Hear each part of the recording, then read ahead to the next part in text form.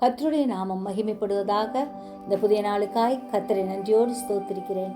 இந்த புதிய நாளின் தியானத்துக்காய் எடுத்துக்கொண்ட வசனம் எசேக்கியேல் 36வது அதிகாரம் 11வது வசனம். உங்கள் மேல் மனுஷரையும் மிருக ஜீவன்களையும் பெருகி பலுகும்படி வர்த்திக்க பண்ணுவேன்.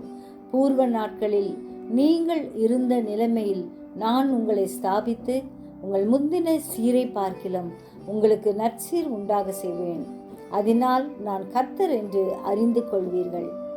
ஆம், நம் துக்கத்தை சந்தோஷமாக மாற்றின கர்த்தர் நம்மோடே கூட இருக்கிறார். சந்தோஷமும் மகிழ்ச்சியும் துதியும் கீத சத்தமும் எப்பொழுதும் நம் குடும்பத்திலும் சபையிலும் பெருகும்படி செய்வார். நமக்கு நற்சீர் உண்டாக்க செய்கிற தேவன் பெரியவர். நான் கர்த்தர், நான் மாறாதவர் என்று கூறின கர்த்தர் மாறாத நல் விசேஷங்களினால் நம்மை நிரப்பி அவர் அதிசயமானவர் என்பதை விளங்கச் செய்வார். அவருடைய கரத்தில் நம்மை பூர்ணமாக ஒப்பு கொடுப்போம். அவரே நம்மை பாதுகாக்கிற தேவனாய் இருக்கிறார்.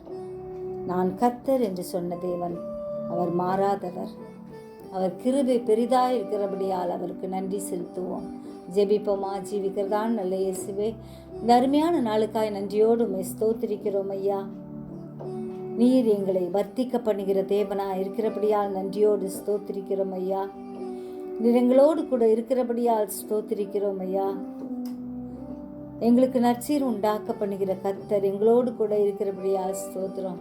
நான் கர்த்தர், நான் மாறாதவர் என்றவர் மாறாத தேவனா எங்கள் மத்தியில் இருந்து எங்கள் ஒவ்வொருவரையும் வழிநடத்துகிறபடியால் ஸ்தோத்திரம். சிறியோர் முதல் பெரியோர் வரை ஒவ்வொருவரையும் பாதுகாத்துக்குங்க. தூரத்திலும் சமீபத்திலும் இருக்கும் உடைய பிள்ளைகளை வேலியடைத்து பாதுகாக்கும்படியாய் ஜெபிக்கிறோம். சுகவீனரை பலவீனரை தாங்குகிற கிருபை இறங்கட்டும். எங்களை பாதுகாத்து கொள்ளும். இயேசுவின் மூலம் ஜெபங்கேளும் பிதாவே, ஆமென்.